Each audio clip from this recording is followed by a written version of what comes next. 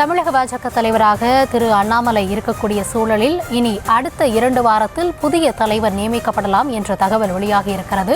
அது குறித்தான அண்மை செய்தியை பார்த்து கொண்டிருக்கிறோம். இது குறித்த கூடுதல் விவரங்களுக்காக இணைகிறார் நம்முடைய செய்தியாளர் லதா. லதா, என்ன காரணத்திற்காக தலைவர் மாற்றப்படலாம் அப்படின்ற ஒரு எதிர்பார்ப்பு நிலவுகிறது? அது மட்டுமல்லாது மாற்றப்படும் பொழுது யார் யாருடைய பெயர்கள் எல்லாம் அந்த பரிந்துரையில் இருப்பதாக கூறப்படுகிறது? விரிவான விவரங்கள். கௌதமி, வணக்கம். இன்னும் 2 வாரத்தில், அதாவது நாடாளுமன்ற கூட்டத்தொடர் முடிந்த பிறகு பார்த்தோம்னா தமிழகத்திற்கான பாஜக மாநில தலைவர் அந்த நியமனம் என்பது அறிவிக்கப்பட இருக்கு. அந்த வகையில அண்ணாமலை மற்றும் பார்த்தோம்னா அந்த பட்டியல்ல 4 பேர் முன்னிலையில இருக்காங்க. முக்கியமா தமிழிசை சவுந்தரராஜன், வானதி ஸ்ரீனிவாசன், நயினார் நாகேந்திரன், அதே போல சரத்குமாரும் கூட அந்த பட்டியலில் இருப்பதாக அந்த தகவல் என்பது வெளியாகி இருக்கு. முக்கியமாக பார்த்தோம் அப்படின்னா ஏற்கனவே மாவட்ட தலைவர்கள் அதே போல மற்ற நிர்வாகிகள் அறிவிக்கப்பட்டிருக்கக்கூடிய நிலையில தொடர்ந்து பார்த்தோம்னா மாநில தலைவர் நியமனம் என்பது நடைபெற இருக்கு. 2 வாரத்தில் நாடாளுமன்ற கூட்டத்தொடர் முடிந்த பிறகாக அந்த 2 வாரத்திற்குள் அந்த அறிவிப்பு என்பது வெளியாகும் என்ற எதிர்பார்ப்பானது இருக்கு. இது ஒரு புறம் இருக்க, முக்கியமா பார்த்தோம்னா ஏற்கனவே டெல்லி சென்ற அதிமுக பொதுச் செயலாளர் எடப்பாடி பழனிசாமி அமித்ஷாவை சந்தித்து கூட்டணி தொடர்பாக பேசியிருந்ததாக தகவலானது வெளியாகி இருந்தது. அந்த வகையில அவர் பேசும் பொழுது பாஜக மாநில தலைவராக இருக்கக்கூடிய அண்ணாமலையை மாற்ற வேண்டும் என்ற ஒரு வலியுறுத்தலையும் கூட அமித்ஷாவிடம் வைத்ததாக சொல்லப்படுது.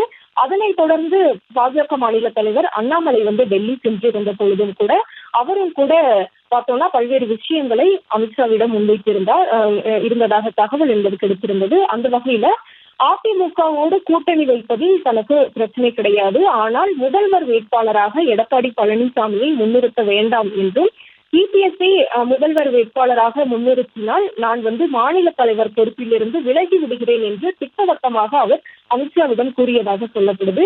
அதே போல பார்த்தோம்னா மு.க. ஸ்டாலின் அதே போல விஜய் உள்ளிட்டோருக்கு மக்கள் மத்தியில் இருக்கக்கூடிய அபிமானம் என்பது இருக்கக்கூடிய நிலையில இபிஎஸ்ஐ முன்னிறுத்தக்கூடிய பட்சத்தில் நிறைய பாதகமான சூழல் என்பது உருவாகும் என்ற ஒரு அந்த டேட்டாக்கள் எல்லாம் அவர் அமித்ஷாவிடம் குறிப்பிட்டு அவர் கொடுத்திருப்பதாக தகவல் என்பது கிடைச்சிருந்தது. அந்த வகையில பார்த்தோம்னா தொடர்ந்து அந்த 2 பேருக்கும் மறைமுக தனிப்போர் என்பது நிலவி வருவது இதன் மூலம் நம்ம புரிந்து கொள்ளக்கூடிய ஒரு பட்சத்துல தொடர்ந்து அதற்கு பிறகாக செய்தியாளர்களை சந்தித்த பாஜக மாநில தலைவர் அண்ணாமலையும் கூட இது குறித்து சூசக பேட்டியை கொடுத்திருந்தார். முக்கியமாக பார்த்தோம் அப்படின்னா செய்தியாளர் கேள்வி எழுப்பிய போது, அதாவது அதிமுகவோடு எந்த காலத்திலும் கூட்டணி கிடையாது, அப்படி கூட்டணி வைக்கக்கூடிய பட்சத்தில் ராஜினாமா செய்து விடுவேன் என்று சொன்னீர்களே என்று அவர் கேள்வி எழுப்பிய பொழுது அதற்கு பதிலளித்த பாஜக மாநில தலைவர் அண்ணாமலை, நான் இன்னும் அந்த நிலைப்பாட்டில் உறுதியாக இருக்கிறேன் என்றும், பேச்சை மாற்றி மாற்றி பேசுபவன் நான் கிடையாது என்ற தோணியில் அவர் பேசியிருந்தார். மேலும் தொண்டனாக இருந்து கூட நான் பணியை செய்வேன், எனக்கு தன்னுடைய தனிப்பட்ட வளர்ச்சி என்பது முக்கியம் கிடையாது, எனக்கு கட்சி வளர்ச்சி தான் முக்கியம் என்று ஒரு சூசகமான ஒரு பேட்டியை அவர் கொடுத்திருந்தார். அந்த வகையில பார்த்தோம்னா விரைவில் அந்த மாநில தலைவருக்கான அறிவிப்பு என்பது வெளியாக இருக்கு.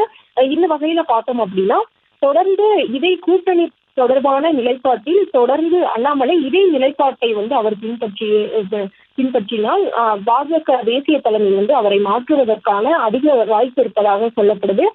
அதிமுக கூட்டணி தொடர்பான நிலைப்பாட்டில் அவர் உறுதியாக இருப்பதாக, அதாவது தேசிய தலைமை உறுதியாக இருக்கக்கூடிய ஒரு சூழல்ல அண்ணாமலை தன்னுடைய நிலைப்பாட்டை மாற்றிக்கொள்ளாமல் தொடர்ந்து இதே நிலைப்பாட்டோடு அவர் இருந்தார்.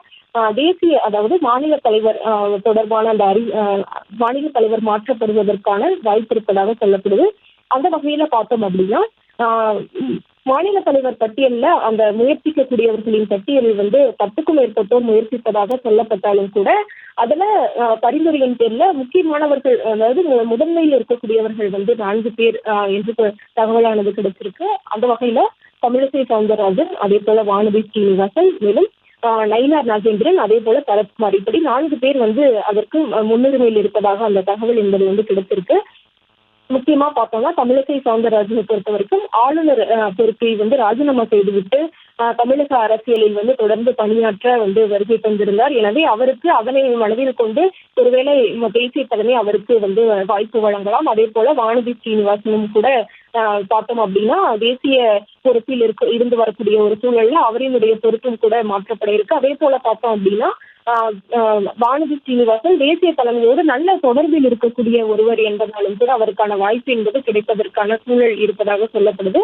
அதே போல பார்த்தோம்னா சரத்குமாரும் கூட ஒரு நல்ல ஒரு மக்கள் மத்தியில் ஒரு நல்ல அடையாளம் இருக்கக்கூடிய ஒருவர். அதே போல முக்கியமா பார்த்தோம்னா ஒரு புறம் விஜய், ஒரு புறம் ஸ்டாலின் என்று இருக்கக்கூடிய சூழல்ல சரத்குமாரும் கூட ஒரு மக்கள் அபிமானம் இருக்கக்கூடிய ஒரு முகமாக அவர் இருப்பார் என்ற ஒரு கருத்தில் கூட அவரும் கூட தேர்ந்தெடுக்கப்படலாம் என்று சொல்லப்படுது. அதே போல பார்த்தோம்னா நயினார் நாகேந்திரன், முக்கியமா பார்த்தோம்னா தென் தமிழக பகுதிகளில் நயினார் நாகேந்திரன் மாநில தலைவராக வரக்கூடிய பட்சத்தில் தென் தமிழகத்தில் அவரால் எளிமையாக அந்த அவரினுடைய அந்த அபிமானம் என்பது கிடைக்கும் என்று சொல்லப்படுது. முக்கியமா பார்த்தோம்னா கடந்த முறை கூட நயினார் நாகேந்திரனை மாநில தலைவராக நியமிக்க வேண்டும் என்று அதிமுக முக்கிய நிர்வாகிகள், அதிமுக தலைமை தேசிய தலைமை, பாஜக தேசிய தலைமையிடம் அறிவுறுத்தியதாகவும் கூட சொல்லப்படுது. அந்த வகையில பார்த்தோம்னா இவர்கள் 4 பேரும் அந்த பட்டியலில் முதன்மையில் இருப்பதாக சொல்லப்படுது.